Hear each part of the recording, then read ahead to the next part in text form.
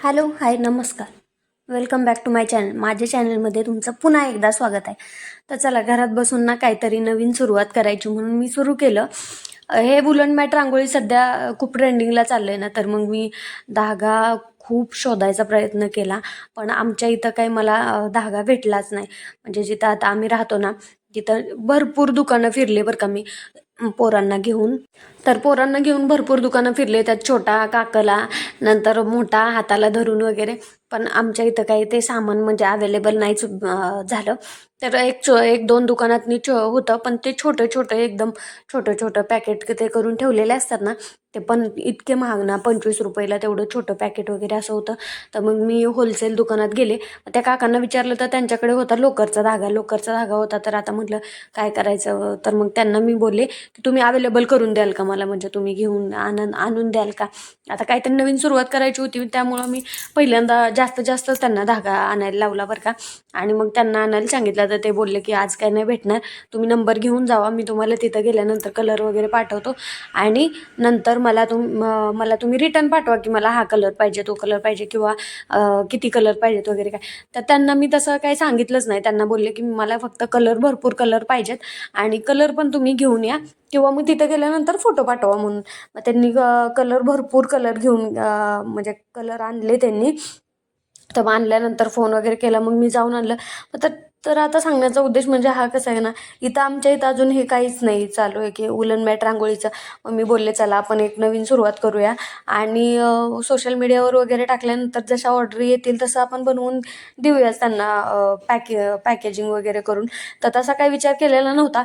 पण आता तुम्हाला सांगते, लहान दोन दोन तुम्हाला दिसताय व्हिडिओमध्ये, तो एक छोटा मुलगा आहे. त्याला सांभाळायला कोणीच नाही बरं का. खरं तर मीच एकटीच सगळं करते, सगळं एकटीच हँडल करते घरातलं, ते मोठ्या बाळाचं वगैरे. तर मोठ्याची पण कशी मस्ती चालली बघा.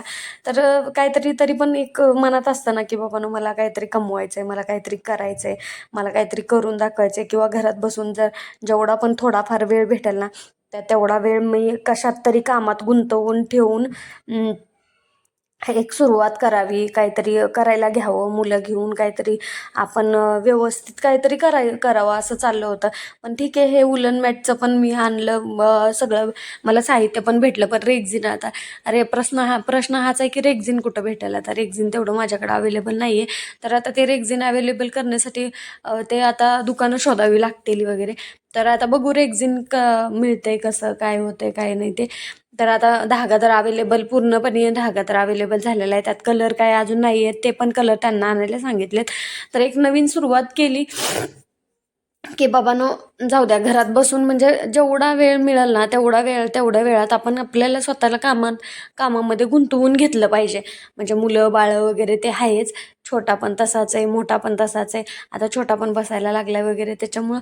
पण तरी पण एक असतं ना बायकांचं की काही बायकांचं एक जिद्दीनं असतं ना, की त्यातलीच मी पण एका बाई अशी आहे की जिद्द खूप, म्हणजे काम करायला लाजायचं नाही, किंवा काम करताना खरंच काम करायला लाजायची काहीच गरज नाही हो. कोणतं पण काम असेल तर आपण कष्ट करून काम करतोय ना, तर मग त्यात कष्टच करतोय ना. आपण कुठं कोणाची चोरी लबाडी करून काय करतोय. त्यामुळं काम करायला तर मला खरंच आवडतं बरं का. कोणतंही काम असलं तरी जे काय असेल ते, आणि जे काय असेल ना ते स्वतःच्या जीवावर करायला आवडतं. म्हणजे कुणाची हेल्प घ्यायला नाही आवडत, किंवा कोणी मदतीला असलं काय नसलं काय, काही नाही वाटत आहे. कारण पहिल्यापासून मला म्हणजे स्वतः सगळं करायची सवय लागली आहे ना, त्यामुळं मला खरंच काही नाही वाटत आहे. माझा मोठा मुलगा पण होता, तर तो इतका बारीक होता ना, सव्वा महिना 1.5 महिन्याचाच होता, तेव्हापासूनच मी त्याचं सगळं करत होते. आणि हा आमचा छोटा तर 14व्या-15व्या दिवशीपासूनच त्याचं मी सगळं करते वगैरे. तर आता बऱ्याचदा असं सगळ्यांचं होतं की बाबा मला लहान मुलं आहे, ते कसं हँडल करते वगैरे काय. तर सगळं हे बघा, आपल्याला इच्छा असली ना आणि करण्याची जिद्द असली ना, तर म्हणतात ना, आवड असली तर सवड निघते. तर तोच एक प्रकार आहे. आणि मला खरंच आवड आहे भरपूर कामाची वगैरे, किंवा असं मोकळं बसायला आवडत नाही. कारण मोकळं बसलं ना की ते म्हणतात ना, रिकामं डोकं आणि सैतानाचं घर. त्यामुळं मग मी रिकामी अजिबात बसत नाही, काय नाही काय कामातच सतत असते.